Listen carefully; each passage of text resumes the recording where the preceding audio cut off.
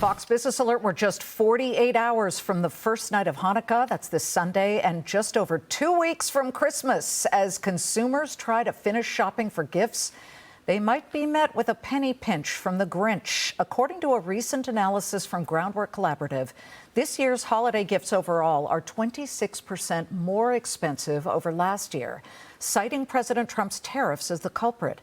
Among popular gifts, prices for toys and games are up a jaw-dropping 17% year over year. My next guest runs the largest specialty toy franchise in the United States, 80 locally owned stores, and says she's seen several of her vendors either raise prices or worse, go out of business because of the tariffs. Joining me now in a Fox Business exclusive, the CEO of Learning Express, Lauren Derse. Lauren, the president warned of this. In fact, I remember this from May. This is the front page of the New York Post where it said skimp on the Barbie, play on shrimp on the Barbie. And that was when he said maybe the children will have only 2 dolls instead of 30 dolls. Is that what we are seeing come to pass right now? Yeah, his prediction was correct. Prices have increased. I think 120 of our 250 vendors passed on price increases to our stores.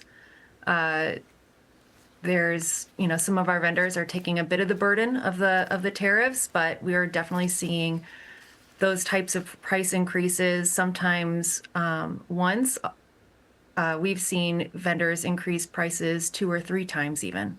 And you've seen vendors close up shop, go out of business as well. Can you give us some examples of that? One of our vendors who we were planning on advertising this fourth quarter, unfortunately went out of business. Hopefully they'll be able to pick back up in 2026, but our vendors are paying hundreds of thousands, even millions in tariffs, and it's just not sustainable. We're seeing major layoffs with our vendors, which is affecting our ability to place orders, pay bills.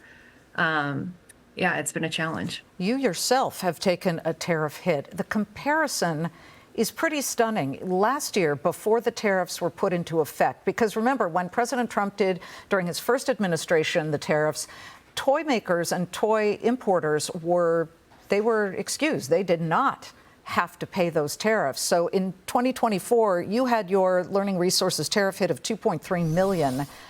Well, you estimate that this year it's $100.2 million. That is a massive increase. How have you been able to deal with that?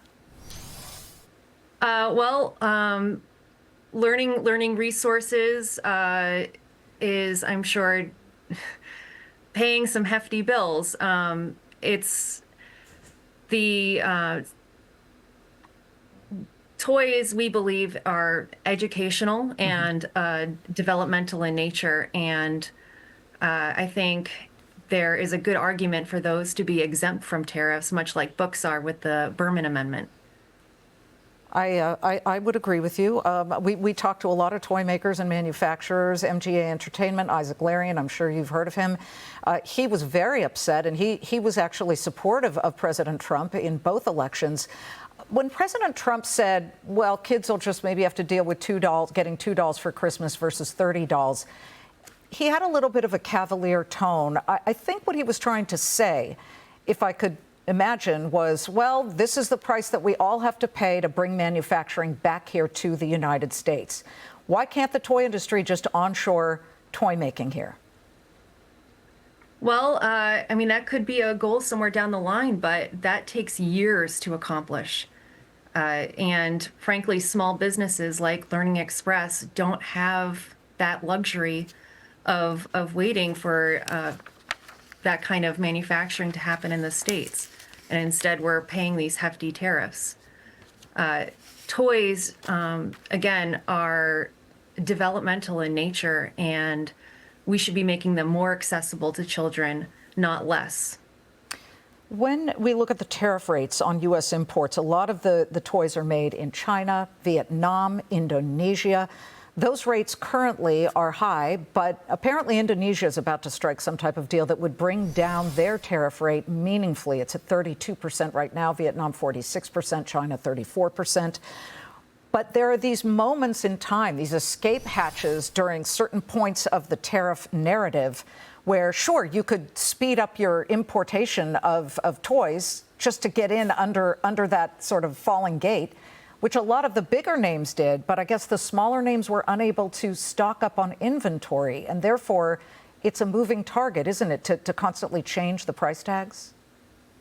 Absolutely. Back in the spring, we had our entire Q4 catalog all set, and half of it had to change because vendors could not guarantee that they'd be able to have the product by this Q4.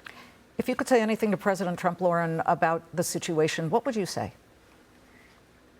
I would ask him to talk to small business owners, talk to the staff that are employed by these small business owners, and talk to their customers and see how these tariffs are affecting real people every day. Well, considering some of your vendors have gone out of business, I think that might be valuable, at least to hear from that perspective. Lauren, good luck, and I hope it's a pretty good holiday season, if that's possible. We love the Learning Express stores. They do sell very, very educational toys, which are important. Thanks. Thank you so much.